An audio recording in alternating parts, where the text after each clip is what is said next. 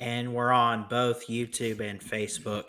What's going on, everybody? Christian Ballard, Ballard Sports Media, coming at you live tonight on a Friday.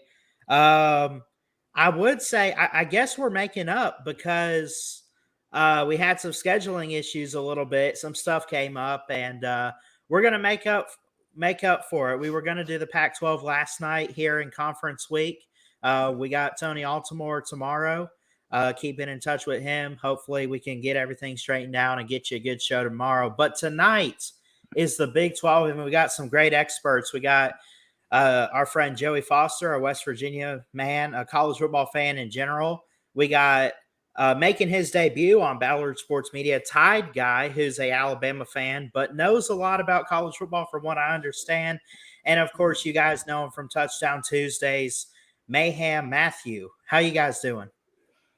Ready to go, man. I'm excited. I'm excited about Big 12 football. I'm excited about conference realignment. I'm excited about anybody but an SEC team getting in the playoffs this year, which ain't going to happen. But I tell you, here's a great way to open this show up. So here's my 4 picks, because everybody gives me hell about this. My 4 picks to make the college football playoffs this year: Alabama, of course.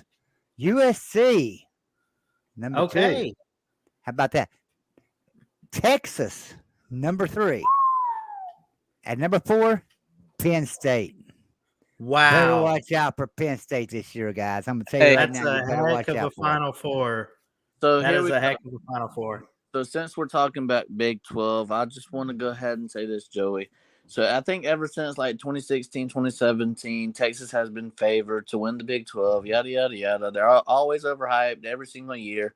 This is going to be the same type of year, overhyped, especially by Joey, because they're definitely not making the playoffs. They have a good chance to make the Big 12 championship because everybody's going to be down this year.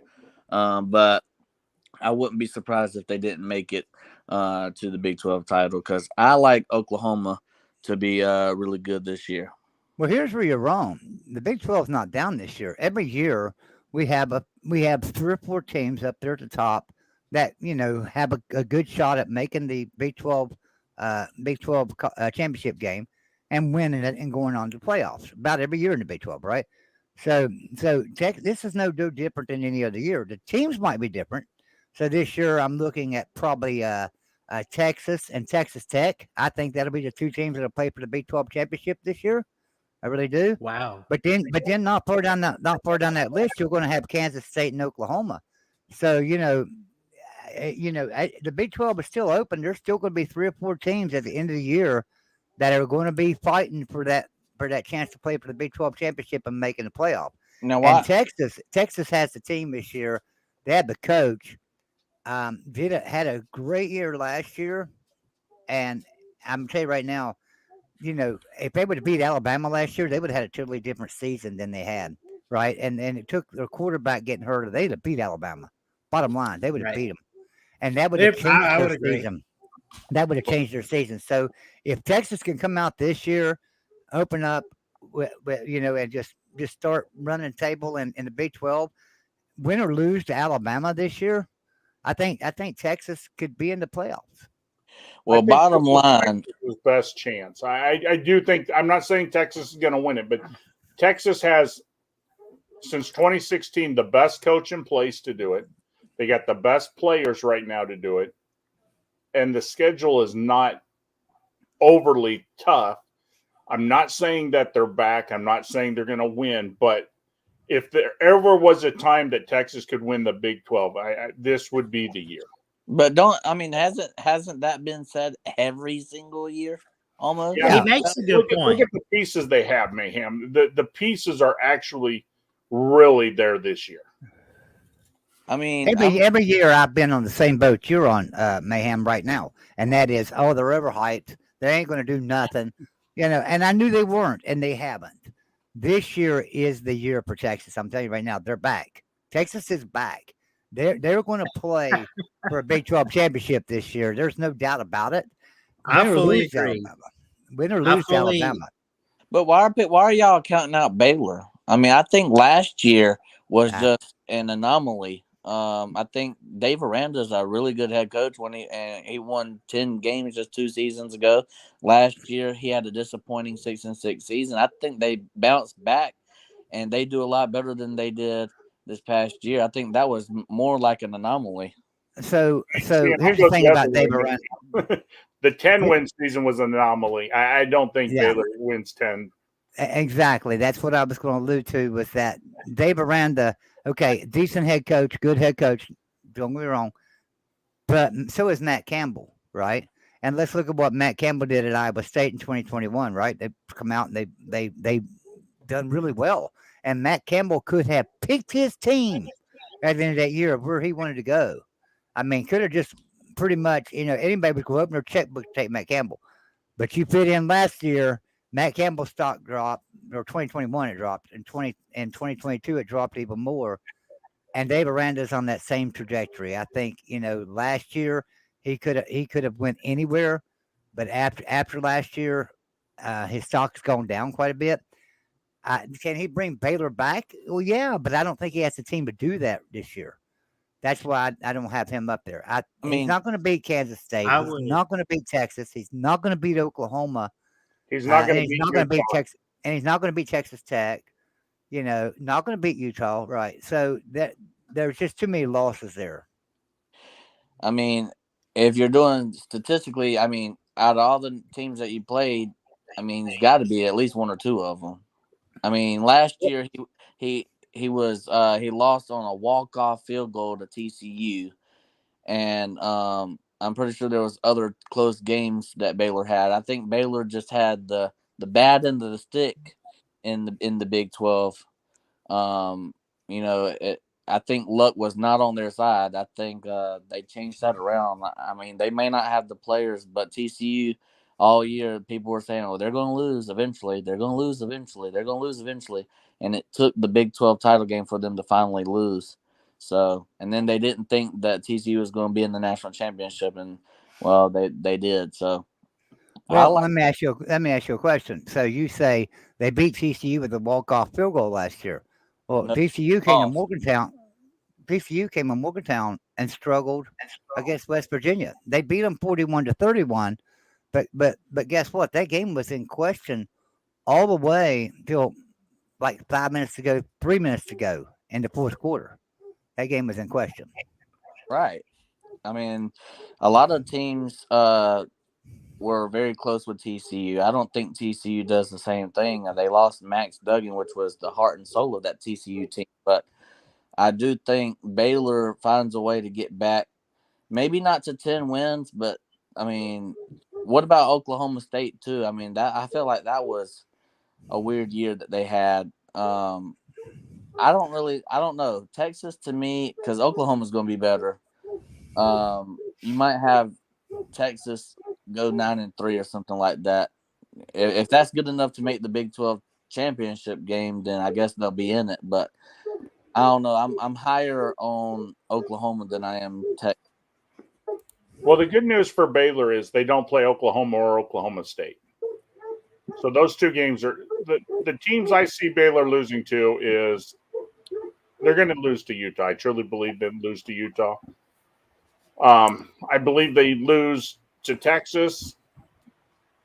I have them losing to Kansas State and probably losing to Texas Tech. I got them going 8-4, 9-3 at the best.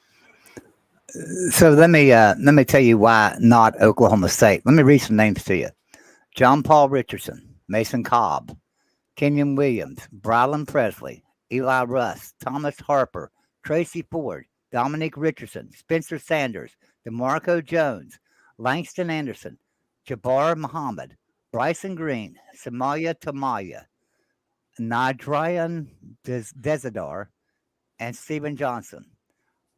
Every one of them were lost to the transfer portal this year. Every one of them had significant playing time last year. Yeah. Oklahoma State lost a lot to the transfer portal. A lot. That's why Oklahoma State's not doing anything this year. Something happened to Gundy. I mean, it was just a fluke last year what happened with the transfer portal going. I mean, Gundy, I always respected him, and not that I don't respect him now, but something had to happen because Gundy was always a player's coach. Players loved him and this and that. And to see, I can say, okay, 5 or 6 of them left because of NIL. And we all know, I don't care who your school is, NIL is causing headaches for every school. And so you're going to lose a few because either they're on a great team and don't want to ride the bench and want more money somewhere else, or, they think they can get money somewhere else. But to lose that many people, there had to be something happen for Gundy to lose that kind of people. Right. And we're talking very high 3-star and 4-star talent there. Matter of fact, 1, 2, 3, 4, 5, 6 of those players were 4-star talent. 6 of them that they lost. And here's the thing about it. More on the team. Oklahoma State don't have that many 4-stars overall, so they lost a huge percent of their talent. Right, and then you look at the transfers in. There's 1 4-star transfer in from Iowa, Arlen Bruce, wide receiver. That's it, and wide receiver at Iowa. Yeah, so can he catch the ball? He hasn't been thrown to in a year. So, so does he still know how to catch? Because Iowa does not. They won games 13-10 last year. Yeah. They won. If they won. So. But now. So we got Joey Foster. I'm sorry. Go ahead. Go ahead. No, I'm sorry. Go ahead, Ballard. I apologize. Okay. I was just letting them know we got Joey Foster, Joey, Mayhem, and Tide Guy on tonight. I do have some questions for you guys, but real quick, Joey, I am kind of curious now what point you were fixing to make. But I don't even remember now. Which point? What was I talking about? We were talking all things Big 12, man. It was kind of a jumbled up mess a little bit. Well, yeah, Oklahoma State. Yeah, I apologize. I kind of got off your script, and you have a script for tonight, and I'm gonna let you get to that. So why don't you jump into your questions and let's get started with this show since we got off to just me rambling. I apologize for that. It's all right, man. I mean, the conversation flows, and it's what drives the show. But yeah, I do have a few questions tonight. I got 4, and if you guys in the comments have any questions for these guys or for me, put them in the comments. We'd love to read your comments tonight regarding Big 12 football or just college football in general. We don't care. It could be realignment. It could be SEC, ACC, whatever you want. So I mentioned conference realignment just now.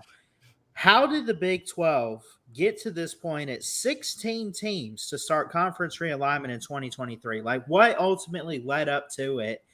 Because this is where it starts, right? With the Big 12 this year? Yeah, I mean, conference realignment started with the Big 12, and I guess you could go all the way back 15 years ago. Conference realignment started in the Big 12, right? Because Nebraska and Missouri and all these teams jumping ship. But at the same time, Oklahoma and Texas was kind of like a blindsided gut punch, right? It was just like you wasn't expecting it. Somebody came out and hit you in the chest and knocked the breath out of you. So the Big 12 kind of scrambled for a while. What are we going to do? A lot of people said, well, these teams are going to break up. West Virginia is going to go to the ACC. They could see Kansas, Oklahoma State, maybe going to the Pac-12 or TCU and a lot of these other teams going to the Pac-12. So people kind of like had the conference dead, right? But what we do, the Big 12 stuck together. All the teams held together. And they go out and get the 4 best teams they could find. And in my opinion, they did a great job. I would have liked to see a Memphis in there, but at the same time, I'm happy with Houston and BYU. I think BYU is a great program. Won the national championship in '84. That's a great program that should have been in Power 5 a long time ago. So I'm happy with BYU getting in there. UCF, probably one of the biggest alumni bases in the world. That was a great get. They're putting a lot of money into their football. They are probably the most prepared coming into the Big 12 for Big 12 play top to bottom.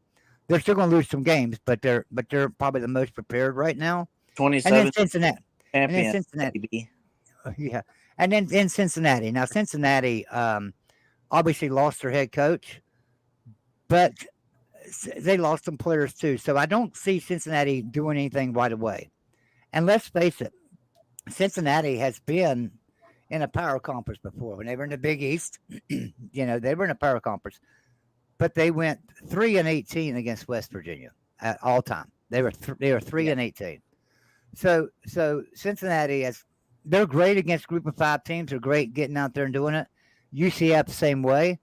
How are they going to do in a Power 5 conference top to bottom? It's a lot different when you're playing Power 5 teams week in and week out, and that grind is right there. It's not like you're playing 2 a year.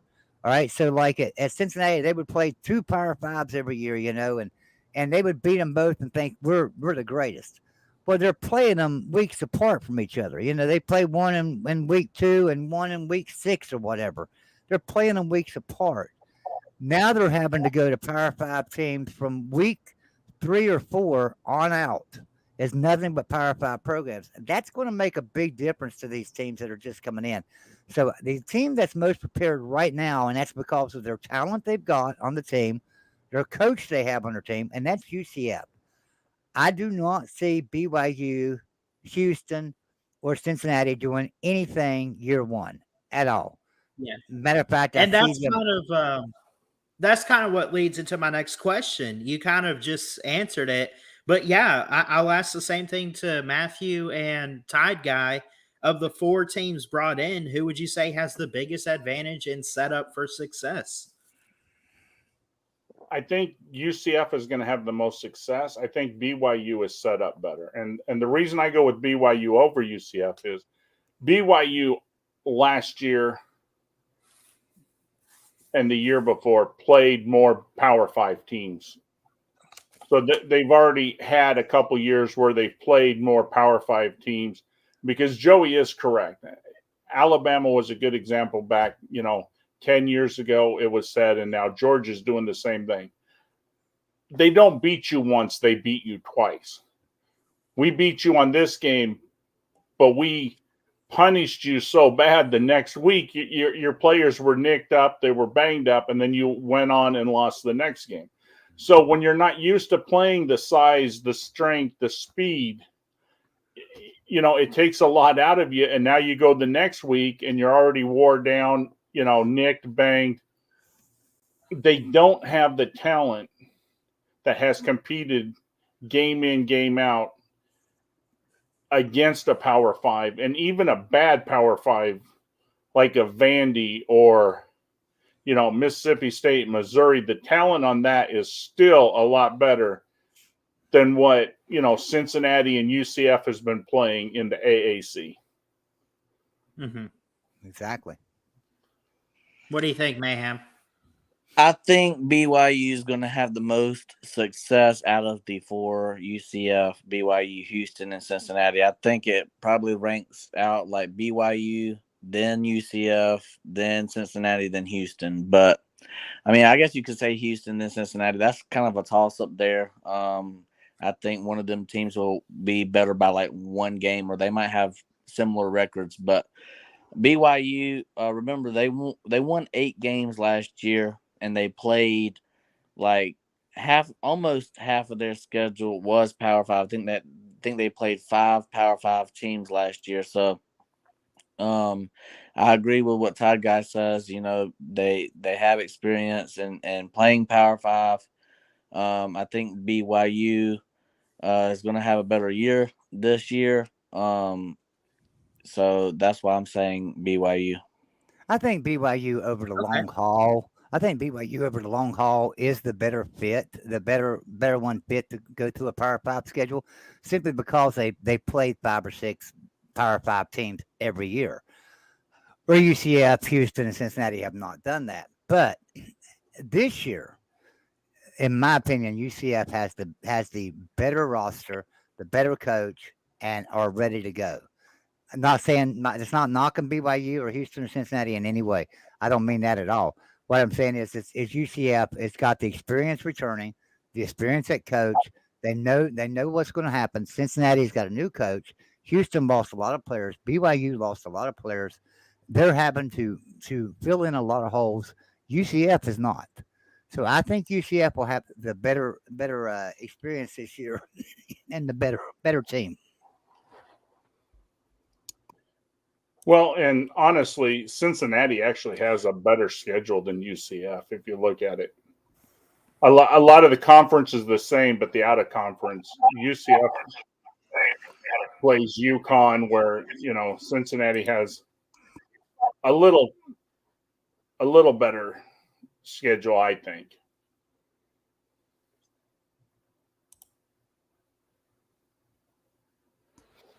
Yeah, I'll say, the only thing that sticks out to me is you look at UCF with Gus Malzahn, and we'll do a team preview on them later in the show. I think it'd be a good exercise to see what they could do this year. We'll look at their roster and everything, but I think UCF kind of intrigues me the most. I think it's them. Thing about Cincinnati is I wasn't too high on Scott Satterfield when he was at Louisville. I mean, he goes to a smaller school. I don't know if it's a bigger job or not. I really don't know. I would assume Louisville's a bigger job, but I look at the coaches, I look at the experience, I look at the talent. UCF, I think, is the team that sticks out most to me that could probably long term have the most success. And I'm not saying they're going to be winning Big 12 titles or anything, but I think they'll be better than the other three coming in. Yeah. They definitely have the coach that could do it. I mean, Malzahn is not, going to be a deer in the headlight. Look, he's proven that he can win. Unfortunately, though, with him, he's kind of like the stock market. Great one year, not so great the next year. Great, I mean, there's a lot of highs and a lot of lows with him. So, I mean, it'll be interesting to see can he balance it out and, consistently win 8 or 9 games in the Big 12. Yeah, absolutely. Anyone else have any thoughts on that before we move forward? No, go ahead. Mayhem? I'm good. All right. So let's see where we're at. Question number 3 I got on here tonight. We talk about the teams coming in. What about the teams leaving in Texas and Oklahoma? This is their farewell tour in 2023. My question for you guys is, what would you like to see from these teams ultimately before they take off for the SEC? I would like to see them 0-12. But honestly, that's not going to happen. Texas is without a doubt one of the best teams in the Big 12 this year. Most likely going to win the Big 12 championship, and I have them in my Final Four, as we've all heard. But Oklahoma is no slouch. They had a great recruiting class last year, top 5 in the country. Oklahoma always has a great recruiting class. They've got a lot of talent. So Oklahoma will be back. Now, will they be back this year in full swing? I don't know. But I will tell you this. I think the schedule went pretty soft on these teams in their final year. So they're going to have a pretty easy schedule. Outside of Texas, who's got to go to Alabama, which has nothing to do with the Big 12. But you look at the Oklahoma and Texas together as a collective. They've got a pretty easy schedule, so we'll just have to see what comes out of that. Now, I think the big question mark with both teams is Oklahoma, right? I mean, they had the worst season last year, probably one of the worst seasons they've had in a long time. So can they come back? And that I think everybody has questions about Texas as to whether or not they're back. I think we've seen last year some shades of them being back, and that same team's pretty much coming back this year. And so with a lot more experience and a lot better. So Texas is going to have a great year going out of the Big 12. Oklahoma, I think, will finish in the top 4 in the Big 12. That's my belief. I think it's going to be Oklahoma, Texas, Texas Tech, maybe Kansas State and Oklahoma, or an Oklahoma, Kansas State. That's my thoughts on that. But Texas, without a doubt, has the best shot of winning the Big 12 and going out on a high note. Well, actually, though, if you look at Oklahoma's schedule, they have nobody. No, They play nobody. Texas. Right. That's Okay. the only advantage they have, though. Yeah. But here's a question nobody really talks about. If they go 6-6, how does that make Venables look? I mean, he fell on his face last year. If he doesn't win 8 or 9 games this year, next year he's going to start out in the SEC. Now, nobody knows what that schedule looks like as of yet, but you have to figure there's going to be 4 really tough games for Oklahoma on the SEC schedule, no matter who they play. I mean, they're going to play Texas. That's guaranteed going to be one of their games. They're either going to play Georgia or Alabama. More than likely, they're going to play either LSU or Ole Miss. They're going to get one of them more than likely. So, I mean, they're not going to have. So how many years is Venables going to not be able to win 8 or 9 games and keep his job at Oklahoma? Because Oklahoma is not a team that's accustomed to not playing for, conference championships and big bowl games. Yeah, I think it's not like this season is like going to put Venables on the hot seat or anything, Right. but I think that he needs to show up soon. And, Right. they didn't first off, we got to remember Lincoln Riley got offered at USC and took the job. He didn't get let go. There was nothing going wrong there. And they were in desperation mode. They looked at Brent Venables and they said, come on over. And they gave it a trial run last year. I don't think they're asking for him to win the Big 12 this season. I don't think they're even looking for 10 wins. I just think Right. that it's just how can you improve off of last year? And ultimately, can it catapult to the SEC when you leave? Right, because if you look at the schedule, it screams you have to win 8 games because it's not a tough. And honestly, think about this. If we go back in time 2 years and have this panel and we announce Texas and Oklahoma is going to the SEC, we all say that Oklahoma is much more prepared for the SEC than Texas. And today you cannot say that. You can't accurately say that Oklahoma right this second is in a better position to compete in the SEC than Texas. Now it could change after this year. And, I mean, Oklahoma's getting the talent and they're getting this stuff, but they don't have the money that Texas has. They don't have quite the facilities. Now they got good facilities, but they don't have the facilities. And, so they're going to have better coaching. And so Venables needs to step it up, and they need to win some games that they didn't win last year. Ballard, I apologize. I'll be right back. Last show, I had to let my dog out. My dog's wanting to come back in. So give me just a second. I'm going to grab my dog. But I'll say this, right? Yeah, take your time, man. I wanted to comment. So, yeah, as far as Texas and Oklahoma's farewell tour, you got to imagine that you get at least one of them in the Big 12 title, whether that be Texas or Oklahoma. I think both of them are going to be very good. And whenever I say very good, I mean like 9 or more wins for each team. And can one of them win the Big 12? I don't know. That's unknown. I could see a Texas team making the Big 12 and losing it. I can see Texas and Oklahoma both making it and one of them winning it.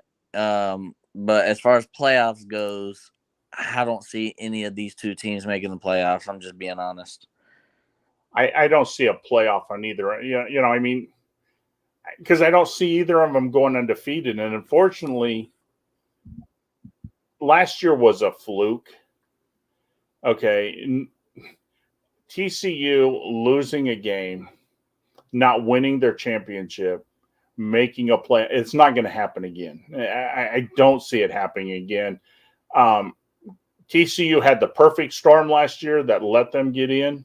I'm not sitting here saying they didn't deserve to get in or this and that, but I'm saying the Pac-12 is going to have a team that can compete for a playoff. I think the ACC finally pulls their head out and has a team. You're always going to have two teams in the SEC that are going to say they have a deserving shot at a playoff. And let's face it, until somebody stops Michigan and Ohio State, those two teams are always going to think both of them deserve the playoff. So if you got two teams in the SEC thinking they deserve a playoff and two teams in the Big Ten, there's four teams right there. And then you got three conference champions that think, so out of 7 teams, the Big 12 actually probably is the conference that has to go undefeated. They're not going to win a tiebreaker, I don't think, if USC runs the table or Utah runs the table or, Clemson were to run the table or Florida State. I think those winners get in over a Big 12 team. And I could be wrong depending on how it plays out, but I guess Texas would have the best shot. Because I think they beat Alabama, which would be a notch on their, to get to the playoff. I think even if Texas was to lose to Alabama, but run the table in the Big 12 and win the Big 12 championship, they would get in over on any other one-loss team. I don't think Texas and Oklahoma is going to be 11-1. Now, I will say this: Texas has the team to go 11-1 and win the Big 12. They have the team, but they don't have the coach. And I'm sorry, they just don't have the coach. I've never been a big fan of Sarkisian. So Texas, until they get the coach, yes, they have the team, but they don't have. I mean, Georgia, for example. I know this ain't Georgia's dream, but Mark Richt, right? We've always had teams that could easily win a national title. Just didn't have the coach, and that's the same thing with Texas. I don't think they have. I mean, Sarkisian is an amazing offensive mind, but I don't see him as a great head coach.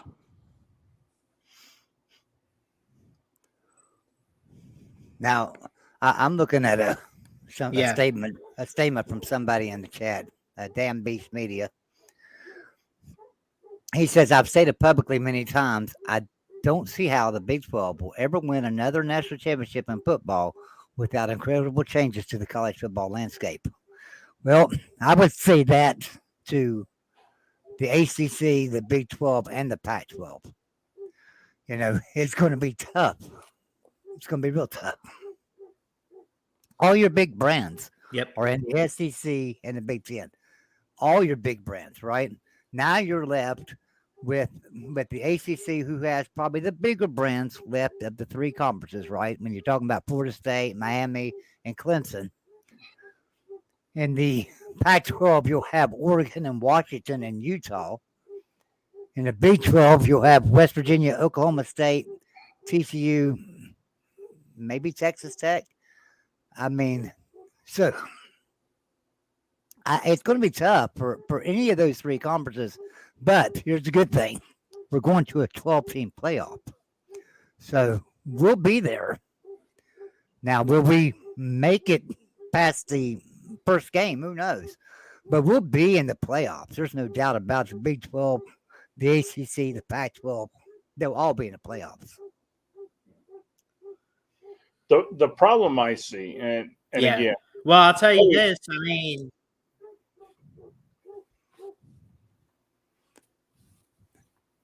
I think Ballard's lagging a little bit, not realizing. Go ahead, Ty Guy. Oh, no problem. I'm going to say something, and Joey will tell you. I did not feel this way 3 weeks ago. I've been adamant all year long that this ain't going to happen. But 2 weeks ago, it changed my mind. I don't know that 2026, you're going to see the playoff that you guys think you're going to see. The playoff that you've seen that was adapted, that will go into effect in 2024, I don't know that those are going to be the rules in 2026. I truly believe after what the AAU has done, after what Fox and ESPN have said, and with what the Big Ten is saying, I think teams leave the ACC prior to 2026. I think you see the Big Ten expanding, which will force the SEC to expand. Now, I don't think you're going to see the Super 2014 conference that some people are stating, but Notre Dame did not accept AAU for no reason. Miami did not leapfrog Florida State, Georgia, George Washington, or not Georgetown to get AAU by coincidence. Arizona State did not leapfrog some teams to get AAU for it not to mean something. So I really believe in the next couple of years you're going to see Notre Dame and Miami in the Big Ten. Yeah, I think you're right. Because here's what I'm thinking: the USC UCLA move that the Big Ten did was not just for USC and UCLA. It was to get that votes for AAU and to get the votes for Notre Dame and Miami. Right. I really believe that. So it was more than just a football power move, but taking two of the top name teams out of the Pac-12. It was more than that. They got AAU votes by doing that, right? Right. And a lot of people don't understand, Joey, that the leader right now of the AAU is USC. Mm-hmm. They're the ones leading, and second in command is Illinois. So the two most powerful people on the AAU board are from the Big Ten. And let's face it, everybody said Notre Dame didn't have to have AAU to go to the Big Ten. And we've heard that. But last week you heard Gene Smith talking about what it takes to join the Big Ten. And the first thing out of his mouth is, we look at AAU status first and foremost. So I think Notre Dame kind of sees the writing on the wall, and they decided, you know what, we're going to finally take AAU, and that'll get us into the Big Ten. Because honestly, if Notre Dame does not go to the Big Ten, that AAU membership is really costing them more money than they're going to make out of it. It really is. I mean, they will make some in the ACE or the ACC because of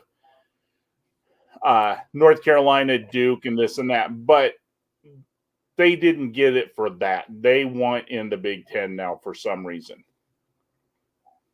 Right. I agree. I don't know. I think a lot of that is just I believe stuff whenever I see it because I mean there was talks that Colorado's going to the Big 12 and now that's not looking like it's going to happen. So and also last year we heard the other schools Arizona State, Utah, them we're going to go to the Big 12 too, and then we ended up with 4 group of 5 teams to the Big 12. So I mean, that's just a bunch of Well, now, Mayhem, it matters who you listen to. And think about this. Why would they leapfrog Georgia? Why did Georgia get hung out to dry by the AAU? I mean, I'm going to be honest. I really don't quite understand it. But as far as me listening to this mess, I don't know. I don't see Miami going anywhere until it's breaking news. All right, Mayhem. But here's the deal. And again, it comes down to who you listen to. A lot of the stuff that you were hearing about the Four Corners leaving and blah, blah, blah, that was all, and it came out. It was from Endeavor. It was all PR. The thing is, Arizona State, the only reason they got AAU is to help keep them in the Pac-12. Notre Dame at any point in the last 40 years could have had AAU status at any time.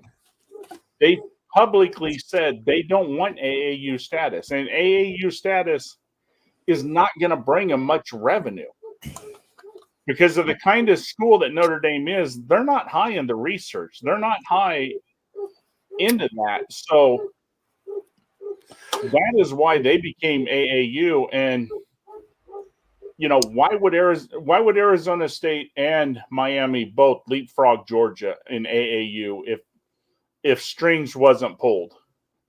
Doesn't USF have AAU status now? They just got it, yes.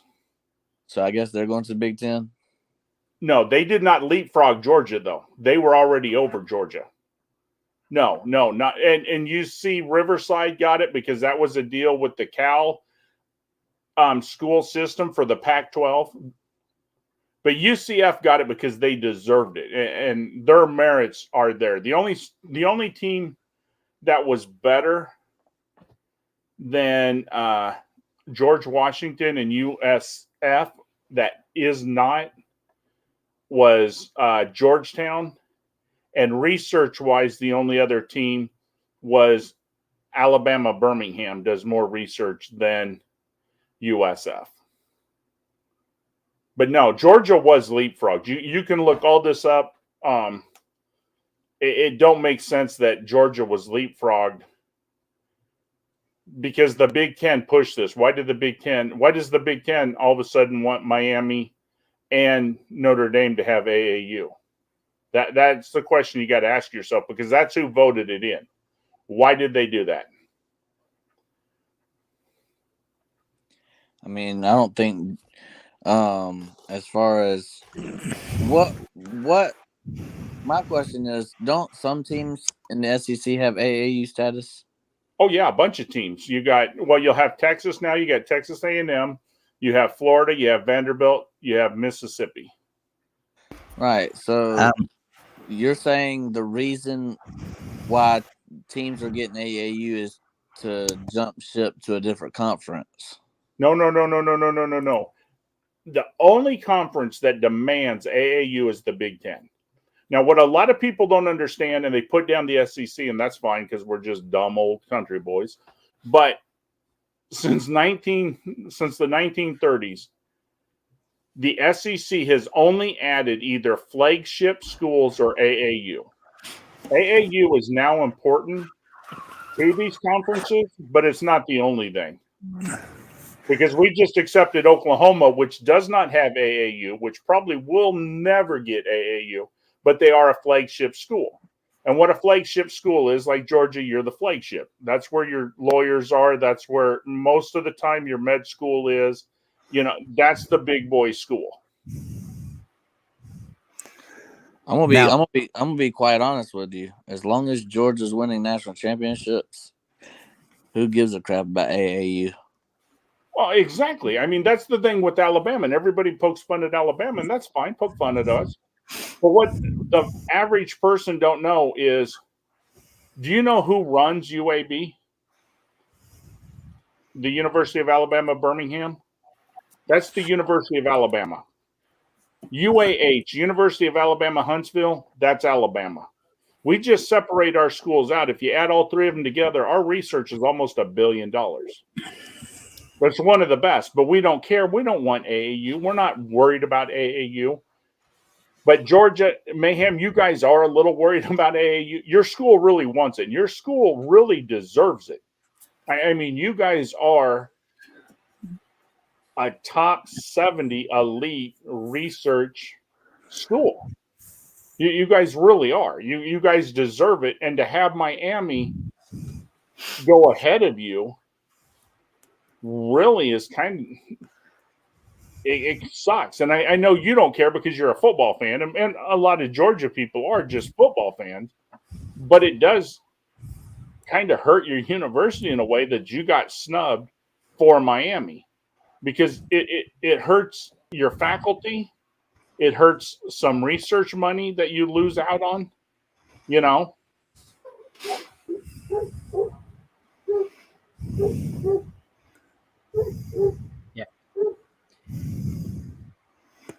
I forgot. Man, we had such a good conversation going. I forgot which question I was on too. I had like 5 of them prepared, but I think you were going on number 4. I think you had asked number 3, Ballard. What do you want to see out of OU and Texas for their farewell to the? We asked that one. We asked that one. You're on the next one. Mhm. Yeah. So I do, since we have Joey on here, let's talk a little bit about West Virginia if you want to. I'm sure as a fan, you probably do want to.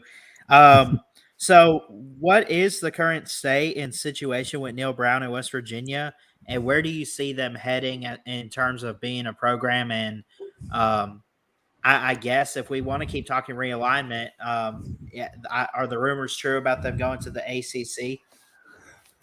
Well, I mean, I think West Virginia has looked at the ACC. I think the ACC's looked at West Virginia as they have in the past, right? But the votes are probably not there for West Virginia. They probably are right now, but I don't know that West Virginia's ready to jump at any given moment. I think the votes are there now because simple reason that Maryland is gone from the ACC. So we're in the Big Ten now. Maryland was holding West Virginia back. Maryland was voting against them. Pitt never voted against West Virginia coming to the ACC. That was one thing that was always surprising. Pitt was always like, yeah, let's bring them. And most teams in the ACC were, but there was a few teams in the ACC that were not, and one of them was Maryland, and they're gone. So could West Virginia get in the ACC right now? I think they could, but I don't believe they would ever make application for it. I think they've talked, especially after Oklahoma and Texas made their move and left. I think West Virginia and the ACC seriously talked.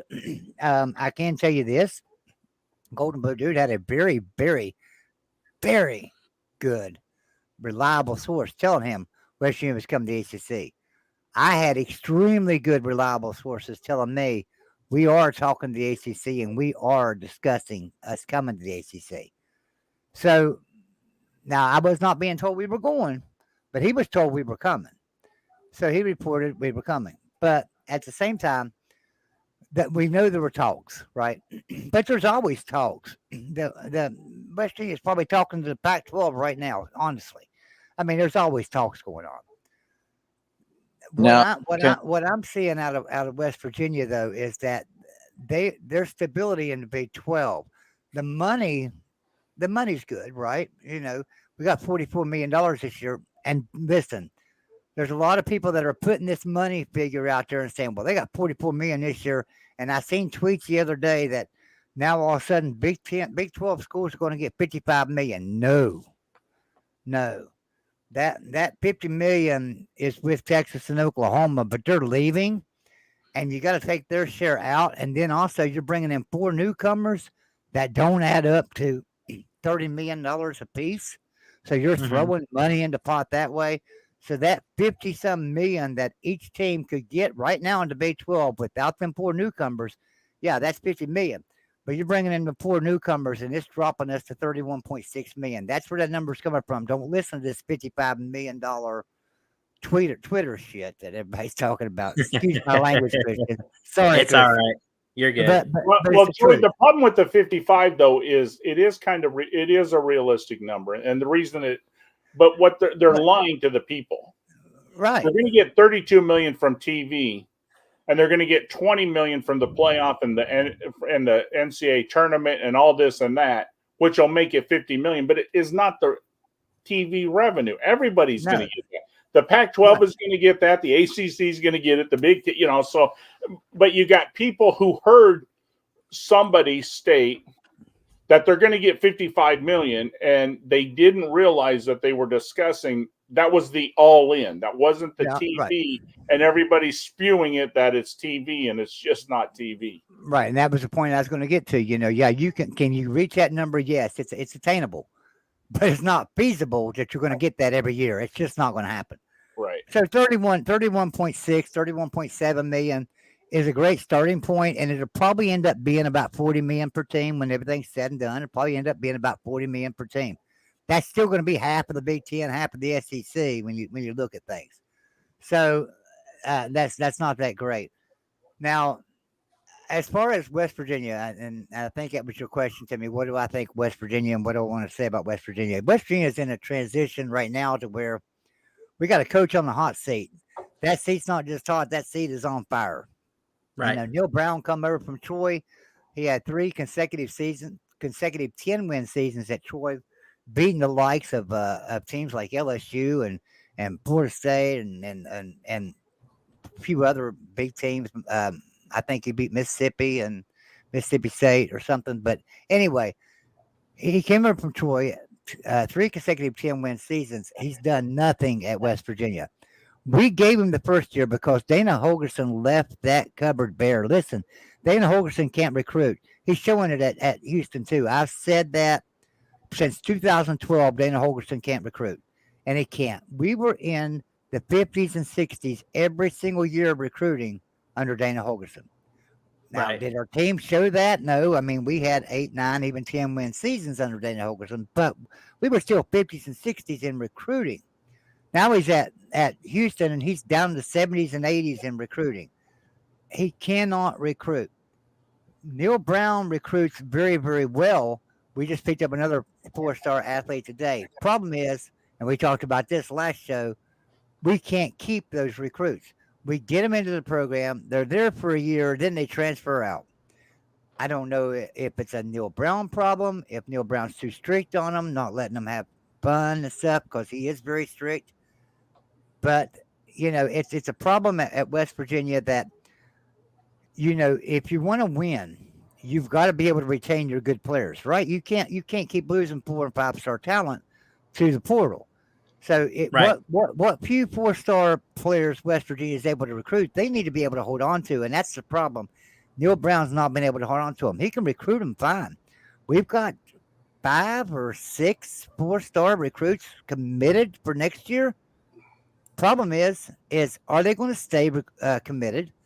And then if we sign them and they go through their freshman year, are they going to stay on the team after that if Neil Brown's the head coach?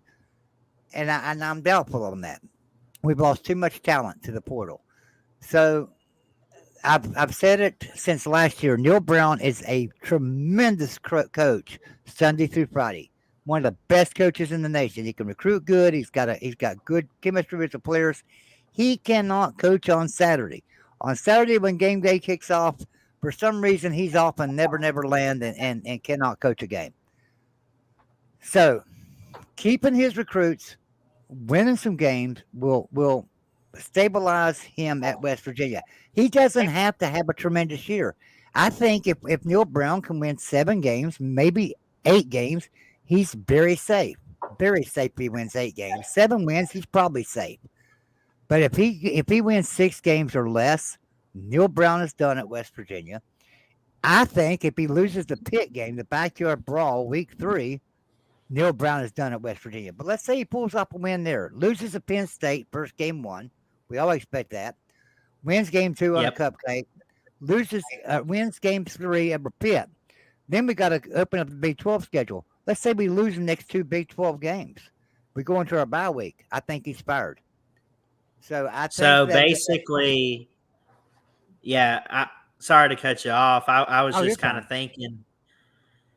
It seems like it's sink or swim, do or die time for Neil Brown, and it also seems like, from what you're saying, like it's a really bad culture issue with like he doesn't seem to have that culture where kids would want to go and play there.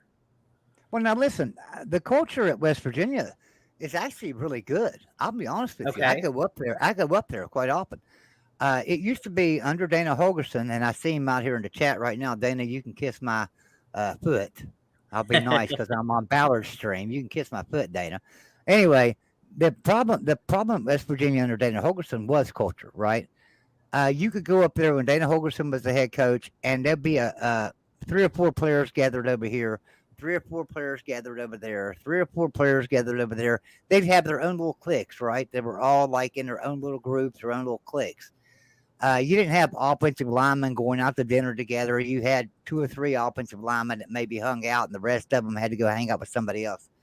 But under Neil Brown, you can go up there right now, because I do, and the hallways are full, and the players are gathered in like one spot. And I'm serious. There's like 75 players gathered in one spot where you can't even get through and go around them to get to the other side of the hallway. So the culture is really, really good, stronger under Neil Brown. That's why I say he's a great coach Sunday through Friday. It's Saturday he can't coach on because he's getting good recruits. He's got a good culture, but he's not winning games. Yeah. So I guess go ahead and jump in, Mayhem and Tide Guy. What's your thoughts on all this? Yeah, I think West Virginia fires their head coach because West Virginia sucks. Then they hire another below average coach and they continue sucking. So that's pretty much the gist of that. He's sore. He's sore because West Virginia beat the shit out of him. We was winning 28-0 after the first quarter in the Sugar Bowl. He's still sore about that. Unfortunately for Joey, I think they go 7-5 and they keep him. And I do. I think if they go 7-5, they keep him. And I do think West Virginia is going 6-6, but they do have a good, strong chance of going 7-5. And if they go 7-5, I think they keep Neil one more year. And I don't know how many more years after that they keep saying as long as he's winning 7 games, they're going to keep him. But they kept him last year, which surprised me. If they were, and I understand the buyouts less and blah, blah, blah, but they had the reason, they had the time to fire him was last year. This year, I think he wins just enough to keep his job. I don't think if he loses the pit, it's over. Does West Virginia play Houston this year? Yes. Yeah. So At Houston. So Joey, let's make a deal here, or let's make a thing. So whenever Houston beats West Virginia this year, we need Joey to dress up as the Clowntaineer. Well, first off, I wouldn't mind taking that bet because we're going to beat Houston. But I'm not dressing up as the Clowntaineer. That was Golden Blue Dude, and I'm not going to do that to Golden Blue Dude. But I will tell you this: if Houston does happen to beat us, I will make a video praising Dana Holgerson and saying I'm really upset that we ever lost Dana as a head coach. How's that? That sounds good to me. And Dana's in the chat, so he'll tell you that Joey Foster would never say that. So he knows that he's going to lose. So now my question, Joey, is if you guys win, does that mean Mayhem has to do a video saying that West Virginia is Georgia's daddy? Yeah. I mean, it's only fair since you got to make a video, right? I think that would be good. I think I think Houston's going to kick some West Virginia booty. So, well, there you go. I will say this: the Big 12 missed a great opportunity, right? Because this is year one for Houston coming into the Big 12. There's not going to be a bigger game on Houston's schedule than West Virginia. Bottom line, there's not going to be a bigger game. And they're taking West Virginia to Houston.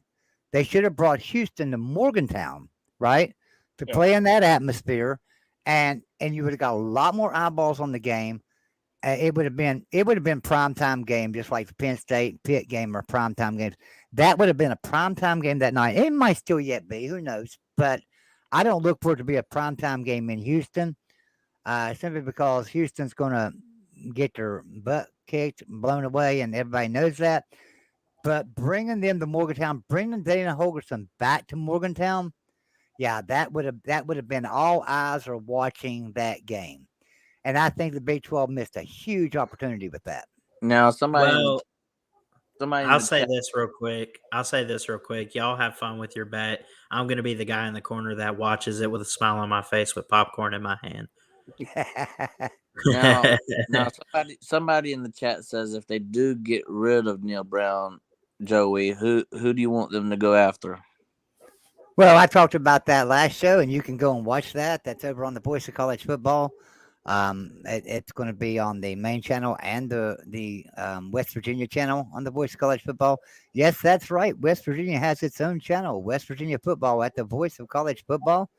Go over there and check that out.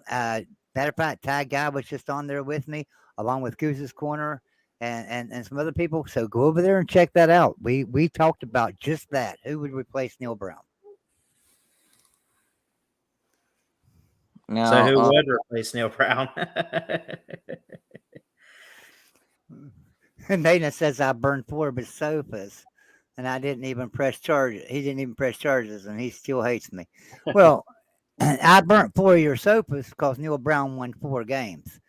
Dana, I couldn't burn a sofa when you were coach. You got to win games. Now, Well, wait, rumor had it you tried to burn his sofa when he was sitting on it. I tried. I tried a few times. Yeah.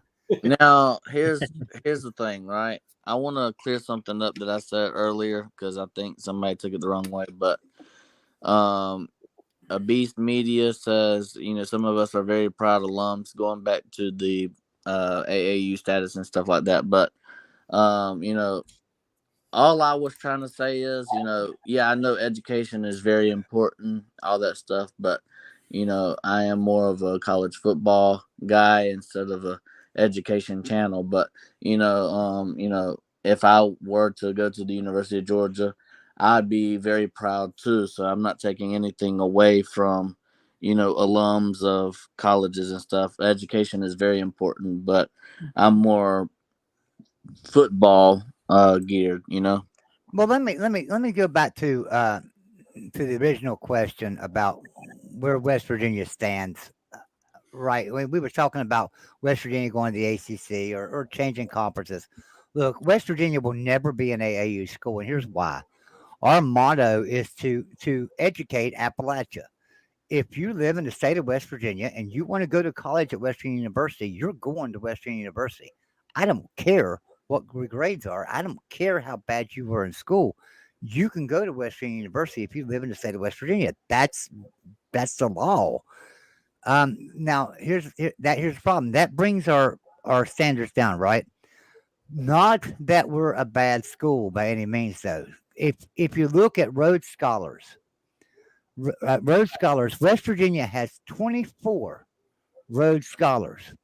Now, let me tell you who some of those are beaten. That's beating the University of California, Berkeley. That's beating the University of Arizona. That's beating Utah, Nebraska, Pennsylvania, University of Penn, not Penn State, University of Penn. That's beating Johns Hopkins. That's beating Haverford, sorry. That's beating Amherst College. We have a tremendous education program at West Virginia University. The problem is we don't have the colleges like Alabama has, Alabama and Birmingham, right? That they can send students to, and other Alabama outskirts colleges. We don't have that. We got WU Tech. So if you're a tech student, you go to WU Tech. But other than that, you go to Western University. So we have a higher dropout rate. We have a higher percentage of people that fail classes, right? Because of that. If we had a lower division of school to send them to, could we be AAU? I think so. We're really high on education, believe me. It's just that the state law says we have to educate everyone in Appalachia, and that's our motto. So that's what it is. Do you agree with that, Tiger? Am I right? I do agree with that. Can I address one of the comments earlier? And yeah. But let me answer you first, though, Dre. That is the biggest problem with West Virginia. You guys educate in the masses. You guys do great research. You have great med school. The thing is, you just let in way too many people, and it lowers your academics. But you do educate everybody and gives everybody a chance where all the other schools don't do that. Right. If you don't make it, then you go somewhere else. Now, one of the guys, a damn Beast Media, said, I'm still waiting for someone to give me a reason the SEC has to expand. They don't have to do anything. The reason why the SEC will expand is since 1992, the SEC has always had more teams than the other conferences. We started the divisions. We started, we got the conference championship game. And then after that, we brought in, A&M and Missouri. And now we brought in, before USC and UCLA left, we brought Texas and OU. So if the Big Ten goes to 18, the SEC ain't going to say, okay, we're good with 16. And the two teams that the SEC will take, I know everybody's out there saying, oh, it's going to be Clemson. Oh, it's going to be Florida State. No, it's going to be North Carolina and it's going to be Virginia. Okay. Again, since 1930s, the SEC has only taken flagship schools and AAU. We want in North Carolina, we want in Virginia because it's new markets. Those markets will give us more money for the SEC network, which is more money in our pocket. That's why the SEC will expand. And unfortunately, Clemson would be a great ad because of the teams that they've had over the last 10 years. But unfortunately, the SEC and the Big Ten are not picking the schools, people. ESPN is picking the schools, and Fox is picking the school. And that goes all the way back to 2012 when conference realignment happened in 2012. ESPN picked Missouri. The SEC had already voted to bring West Virginia to the SEC. Yep. But ESPN stepped in and said, "No, let's bring Missouri. We want that Kansas City market, right?" So, right, and everybody's high on Florida State, and I like Florida State. Bobby Bowden made a power school down there, but if these conferences go to 20, guess what? Florida State, you ain't got AAU. You're not going to the Big Ten. Not going to happen. Clemson, you are a great research school. You are great academics. You're not going to the Big Ten. The SEC will take you. Even though you're not the flagship and even though you're not AAU, the SEC would take them just because of in our footprint, it's the best available. And I'm hearing, and Florida State, if we go to 20, wouldn't be our fourth team. It would actually be West Virginia because West Virginia gives us a new market, flagship school. It meets our criteria. Yeah. So Ballard Sports Media asked me, Joey, what will Neil Brown need to do this season to keep his job? We actually went over that a little bit earlier, and Ty Guy and I both agreed. He needs a 7-5 season, and he may be safe at 7-5. 8-4, he's definitely safe. 7-5, he's most likely safe. But that would have to include a win over Pitt. Bottom line, if he does not beat Pitt, I don't think he has a job at the end of the year. He may not have a job at the end of the day when we lose to Pitt, in my opinion. So, yeah, absolutely. So, what do you guys say we do?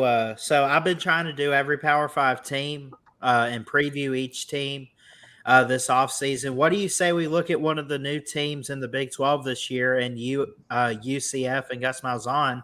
I can pull their schedule up and we can kind of talk about some of these games and what they have coming forward. So we got the 2023 UCF football preview, and this is a team last year that went 9-5 overall, lost their last two games. They lost to Tulane, who we know beat USC in the Cotton Bowl. They lost to Duke in the Military Bowl, and it wasn't that good of a game. But they had some interesting wins. They were able to beat teams like Cincinnati, who's also going to the Big 12. You got Georgia Tech, who they beat. Memphis. They did good for where they are. So to catapult Gus Malzahn into the Power 5 again, get him back into a Power 5 job, what can we expect from this team personally in 2023? What do you guys think? Well, I think that UCF has the best opportunity of the four coming in because of Gus Malzahn and also the players he has coming back. Here's the problem with UCF. Where are they playing these games at? So let's see. Let's look at the schedule here and key in on this. Let's go down to the Big 12 portion. And wait a minute, Joey. Before you get to the Big 12, look at who they play at. I think a game that's going to tell you a little bit is September 9th. They go to Boise State. Right. That's going to be an interesting game. Yeah, that will be a good game. That will tell us a lot about them. But here's the problem I'm looking at. In the Big 12, do they have to travel to Texas Tech? Do they have to travel to Iowa State? Do they have to travel to West Virginia? We're talking about 3 really tough road games. You have to travel to Oklahoma, and I see they do at Oklahoma. Well, they Right? go At I to mean, Kansas Kansas, State, too. Kansas State, Oklahoma, yeah. Cincinnati, and Texas Tech. Those are not going to be easy So road games. they get West Virginia at home. That'll help them a lot. And then that's why I say West Virginia will lose that game. I predicted West Virginia to lose that game. But if you look, they got to go to Texas Tech. At Texas Tech, there's no way they win that game. They don't have a chance at Texas Tech. You know, they're going to be throwing those damn tortilla shells everywhere and hitting them in the head. You know, Houston's a home game for them, so that'll be a win. Oklahoma State's a home game for them. West Virginia's a home game for them. That's why I say UCF. They've got a favorable schedule.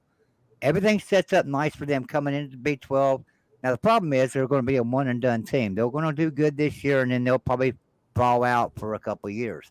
But they've got the best opportunity to have a very good year in the Big 12 right now because of the way the schedule is.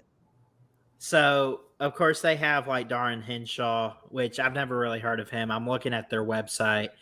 They got him as the offensive coordinator. They got David Gibbs as a co-defensive coordinator. Gus Malzahn's the head coach. Here's the thing about Gus Malzahn.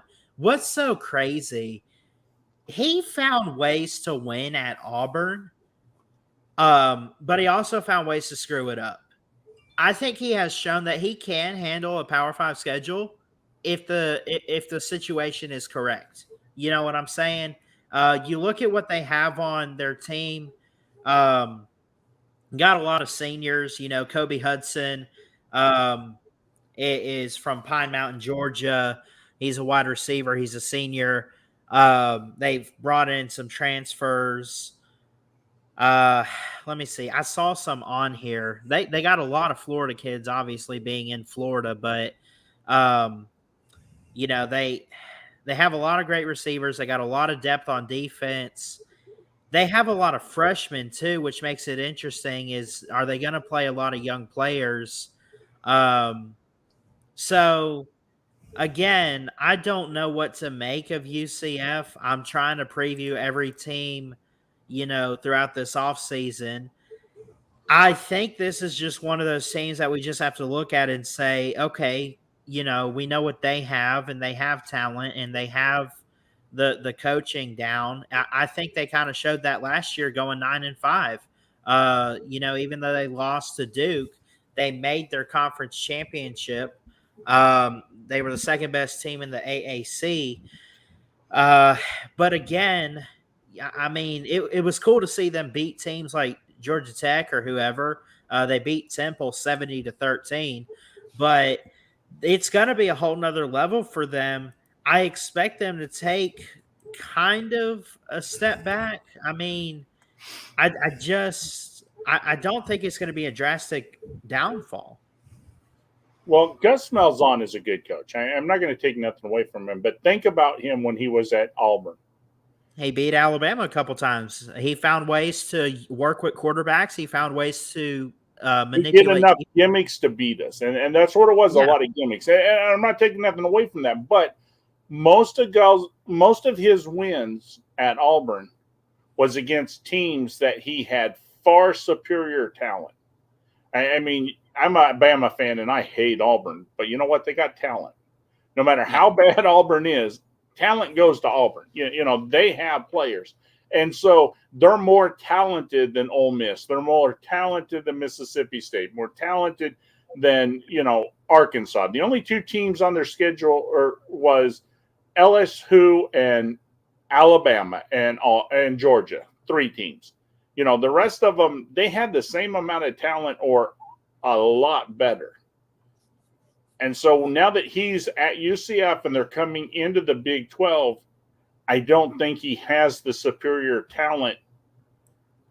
So it's going to come down to his coaching. And so this will really get to see how good of a coach he is in a whole season. Let me give you a good example.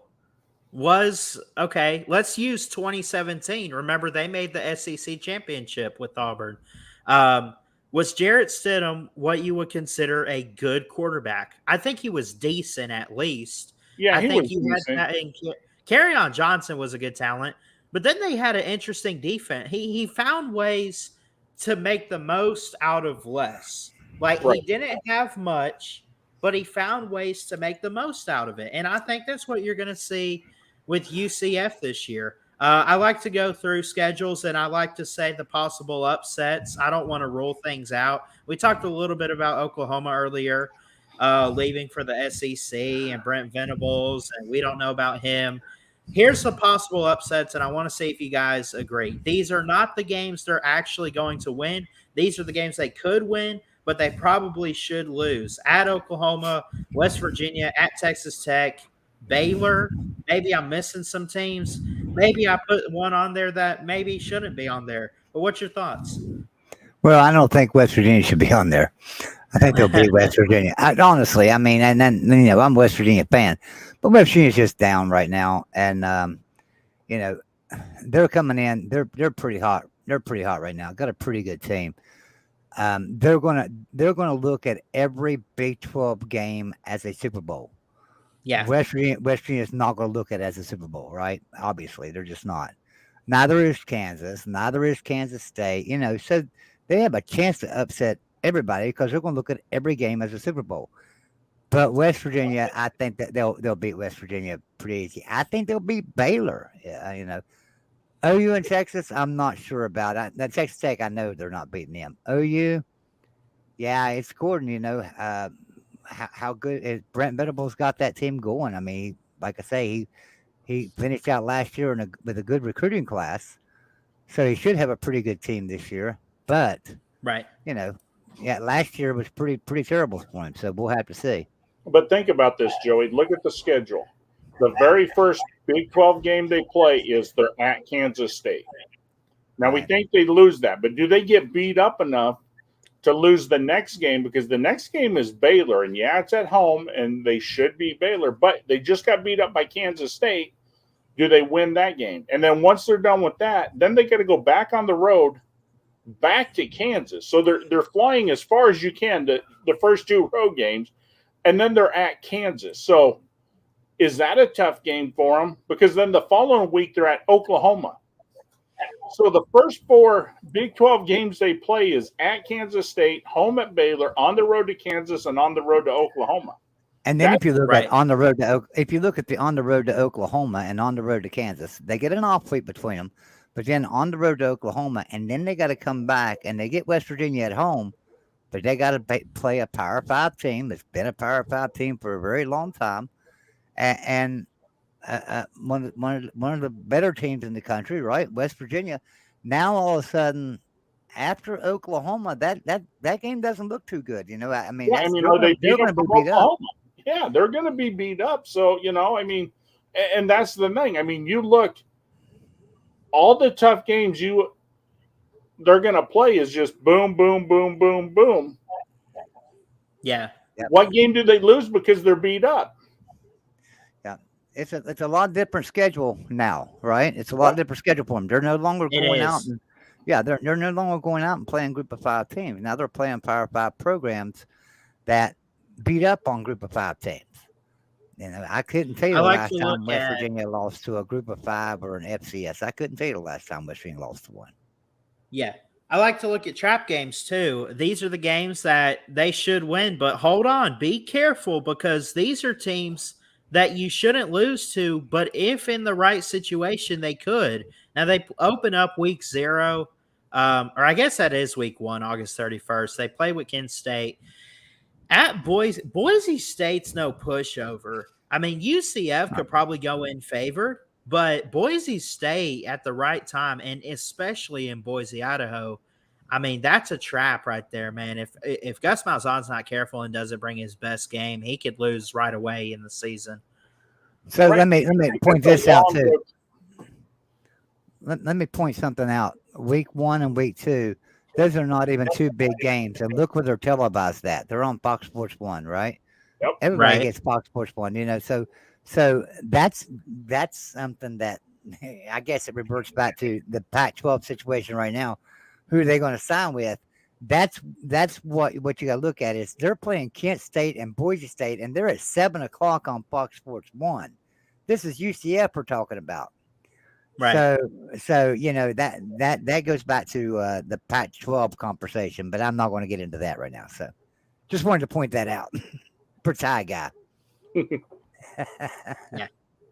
And then I look at possible upsets. Of course, the games that they're probably not going to be favored. They probably shouldn't win, but if they play their cards right, they could win. I look at Oklahoma. I look at West Virginia. I look at Texas Tech. I look at Baylor. Notice that I didn't put every single team in each of these categories on the schedule. Like a game at Kansas State. Kansas State's going to be a really good team this year. They're no pushover. I don't see that as a possible upset. I definitely don't see it as a trap.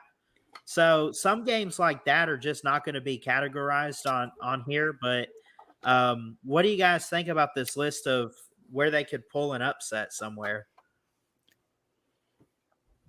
Well, I don't know if you can call it an upset right now, but I think they beat Boise State. I think they could beat Boise State. That would be an upset on a lot of our minds to go into Boise State and beat them. They're not going to beat Kansas State at Kansas State, so I don't see that. Well, the only good thing with the Kansas State game, though, Joey, is the week before Kansas State plays Missouri. Oh, is that right? You're playing Kansas State at the right time. I'm not saying they're going to win it, but if you're going to beat Kansas State, at least they come off playing an SEC team that, it could be a situation where they get beat up a little bit. Maybe Kansas State does get beat up in that game a little bit. Yep, good point. Good point.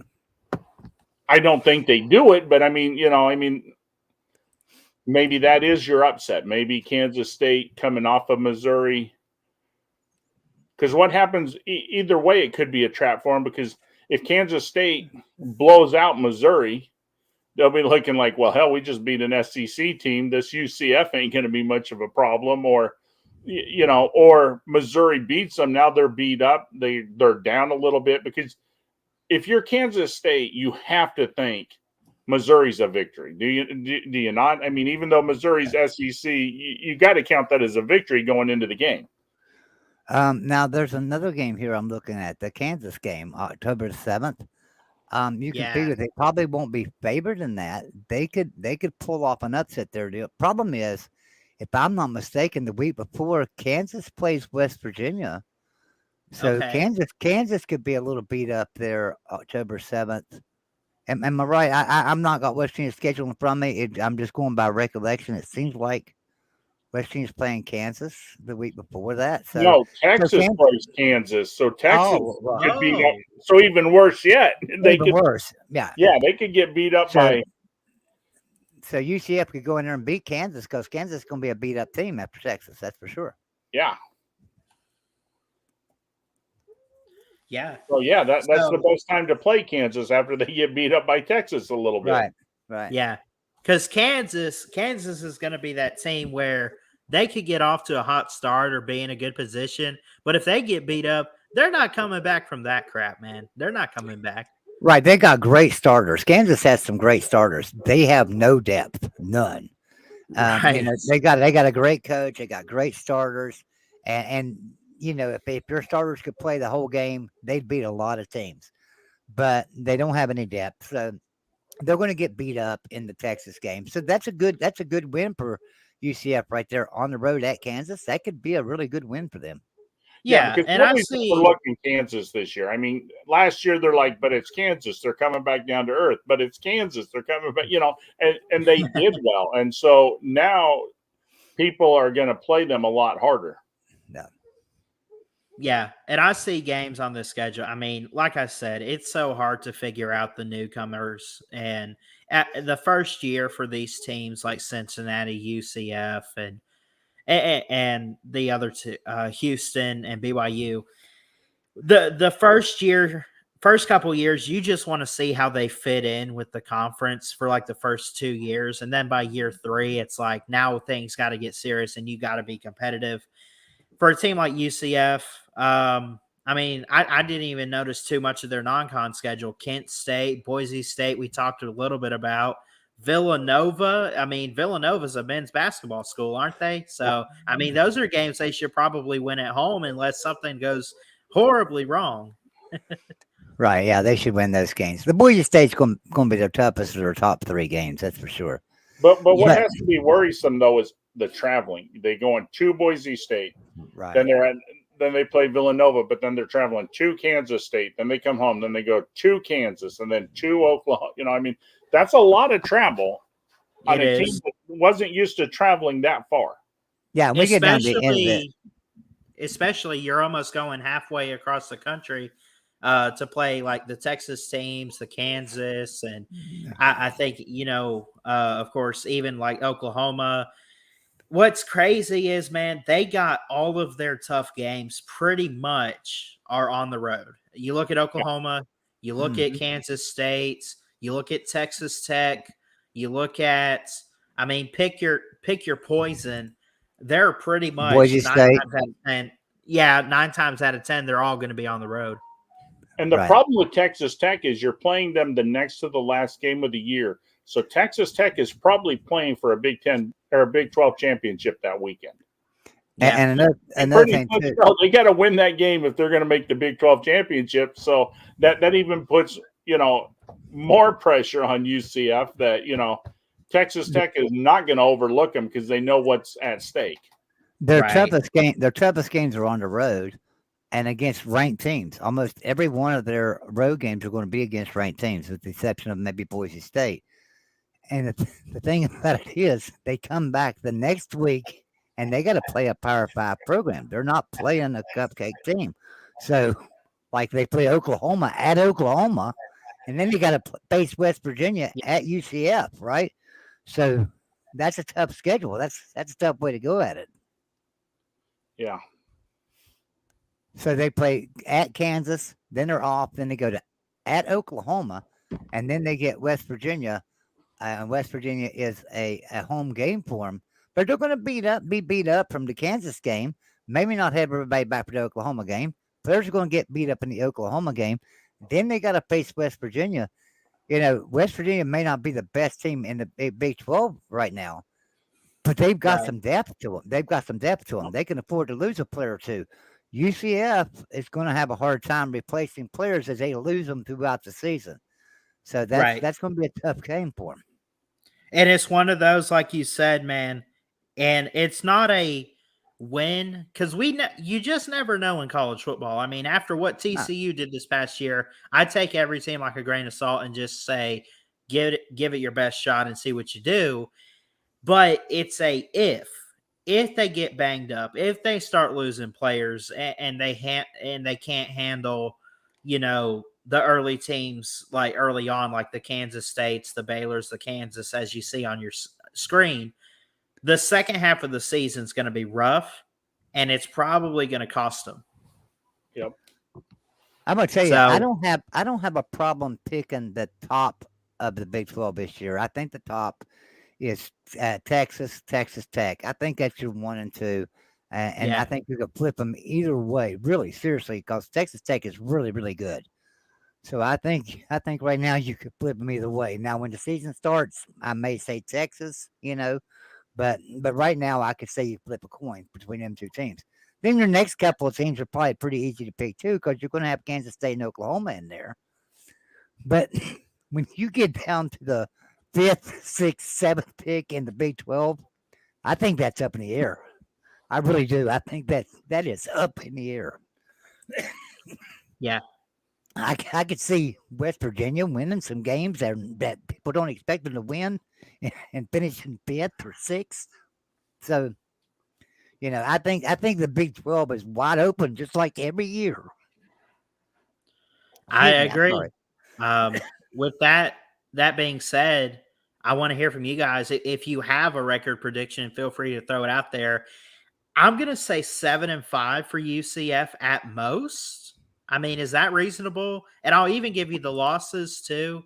Kansas State, Oklahoma State, Texas Tech on the road, Baylor, and at Oklahoma.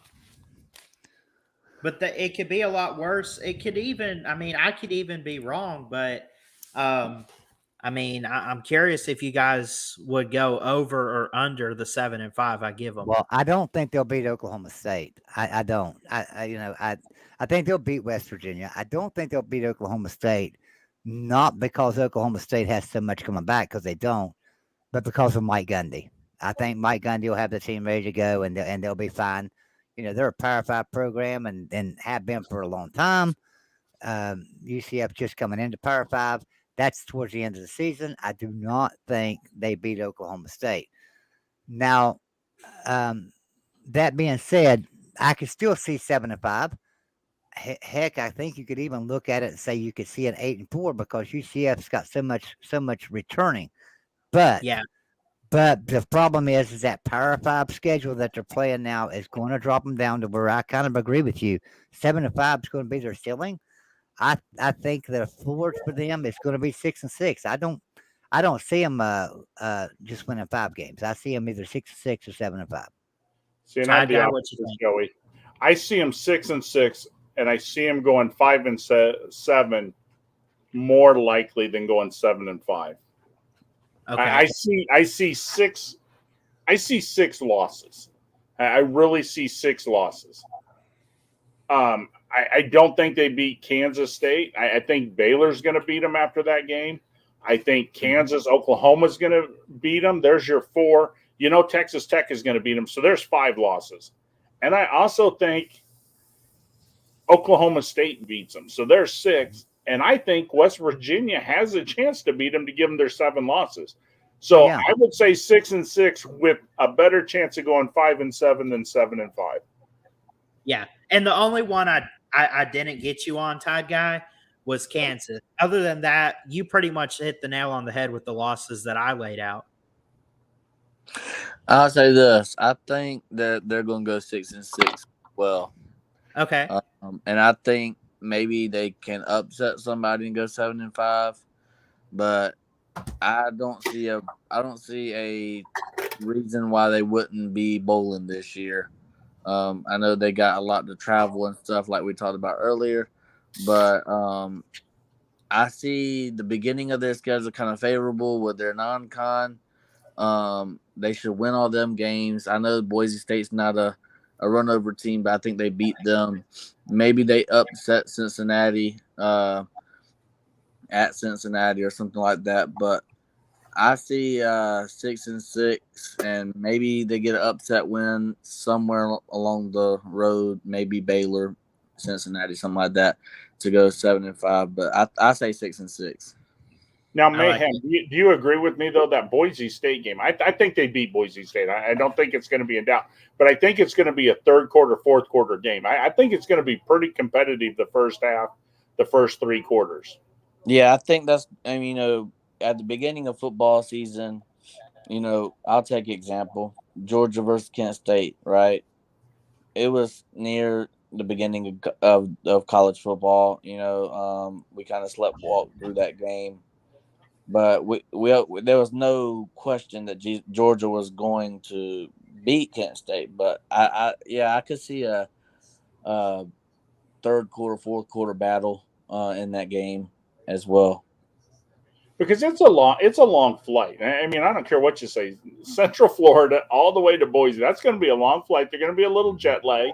They're going to be playing later at night, and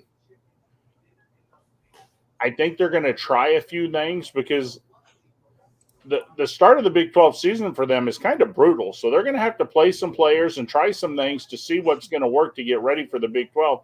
So I think that'll actually probably be one of the better games of the weekend. I don't know what other games are that, but it should be a game to watch. Yeah, and don't forget, guys, make sure you are hitting the thumbs up, hit the subscribe button. Subscribe to guys like Joey Foster and Mayhem Matthew. And I guess, I don't know if Todd Guy uploads, but, I mean, if you do, you can drop your channel link in the chat. And this has been great conversation tonight, and we're pretty much nearing the end of the show. What else? I guess the last question is, what have we not touched on as far as the Big 12 that maybe people need to know this year? Well, go ahead, man. We have it. Well, I think we kind of touched on it, but I guess final words for the Big 12. I kind of agree with Todd Guy what he said earlier. I don't think the Big 12 has a playoff team this year. I think you got to have at least one Big 10 team in there. I think Clemson definitely gets in the playoffs. I think, SEC team, Georgia, Alabama, what LSU, something like that. And then I'm really high on Washington in the Pac-12. So I have the Big 12 being left out of the playoffs this year. I think that's a possibility because I think that the one hope for the Big 12 this year is Texas, and we all know how that goes. If you lay any hopes on Texas, and Yeah. that's most likely not going to happen. But at the same time, I think this is Texas's year, so I think Texas is going to make the playoffs. I think they'll win the Big 12. I think their biggest obstacle is going to be Texas Tech, but I think they'll take care of business there. Their biggest obstacle during the regular season, obviously, is Alabama. But I think win or lose that game won't hurt them as far as making the playoffs if they can run the table after the Alabama loss. And it definitely won't impact their Big 12 record to No. make the Big 12 championship either. So it's basically going to be on them if they can't make it this year with the amount of talent that they have. Exactly. Yep. Now, the one thing I would say to the Big 12, and this is sincere, the Big 12, you guys are all right. Okay, quit freaking out saying you need the four corners. Okay, quit running and saying you want to add Gonzaga. You want to add. You don't have to do anything right now. You guys are fine. Let UCF, Cincinnati, BYU, Houston, let them join your conference. Let them play a couple years. Because the thing that I laugh about the Big 12 is they all say the Pac-12 sucks. They don't have any teams. And then the next word out of their mouth is they want three of the worst teams of the Pac-12. Because let's be honest, Colorado has not been a world beater the last 20 years. Arizona has not been a world beater. And Arizona State has not been a world beater. Utah is a good pickup. So my thing is leave the Pac-12 alone. Let the Big Ten go into the ACC, break the grant of rights. Because honestly, and this is a question I'd like to ask you guys. If you're the Big 12 right now, and let's say the Big Ten takes Notre Dame and Miami, and let's say the SEC takes North Carolina, Virginia, and let's say Clemson is out of there. Okay, so you got all of the ACC except for those five teams: Notre Dame, Miami, Clemson, North Carolina, and Virginia. Who would you rather have, the four corners or the leftover from the ACC? Because you would have Louisville, which would fit better. You have Georgia Tech, which is a bigger market. You got, possibly Florida State. You got Duke. I mean, think about that. Who would you guys rather have? Hey, I Ballard, think you have to take the leftover ACC. What's up? Bring on Pitt. Bring on Pitt in the Big 12. Bring on Pitt. I appreciate you having me on, but I have to run. But go Dogs, and everybody subscribe to Ballard. Hey, thank you, man. But no, that's what I would tell the Big 12. Quit worrying about the Pac-12. You guys would do better trying to get leftover ACC teams. Yep. And just see where you are after Texas and Oklahoma leave. You guys really aren't a bad conference. You don't need Colorado. You don't need Arizona. No, we don't. We don't. I agree with that. We don't. Now, would it help with media rights deals later on down the road? Yes, to have those teams. Sure. Love to have the Denver market, right? I mean, who wouldn't like to have the Denver market? Love to have the Phoenix market. I mean, who wouldn't want to have the Phoenix market? But at the same time, you don't need them.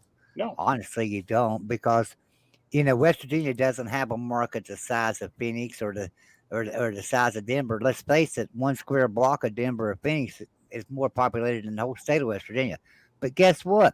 West Virginia's got a bigger fan base than Colorado. So, why worry about getting teams like that when you've got some big brands in the Big 12 right now?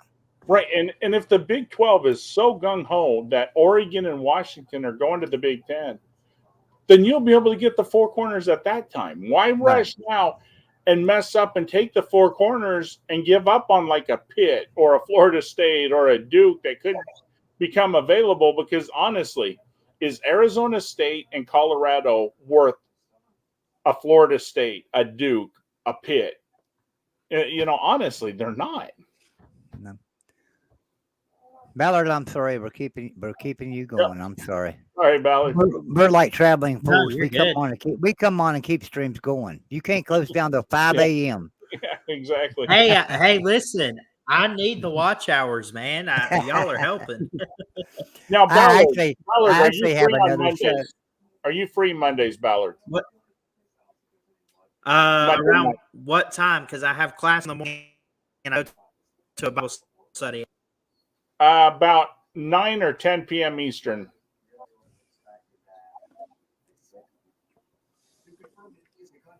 That's usually when I'm getting out of church. Oh, well, because we play trivia. I got a channel, Tide Guy.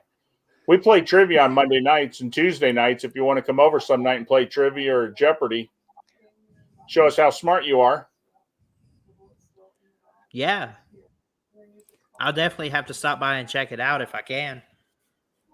Yeah, we have a lot of fun over there. We do have a lot of fun. Yeah, we talk a little bit of sports, but most of mine are just trivia and Jeopardy. We're just kind of relaxed from all the sports talk for the rest of the week and just hang out and make fun of each other. But I actually, but actually, I do have another show I've got to get to. Yeah. I'm actually 7 minutes late for it. Because it's not a college football show; it's a political show. So I get to go over and give my opinion on politics right now. Yeah, and that's always exciting. I got another sports talk to do, so I got to get out of here too. But Yeah, Ballard, thanks a lot for having me. Yes, sir. And roll tide, brother. I appreciate you always coming on. All right, roll tide. Ballard, Ballard, thank you, man. I Joey, appreciate it. It's a lot of fun. It's a lot of fun. I enjoyed it.